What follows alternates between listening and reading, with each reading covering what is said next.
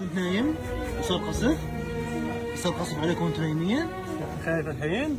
تخافش ليش خايف؟ خلص القصف الحين خلص يا عم خلص.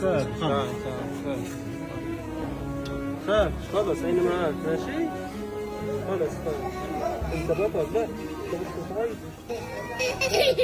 ليش خايف؟ بدك أبوك؟ الحين بدك أبوك. خلاص؟ أجيب لك تليفون كمان؟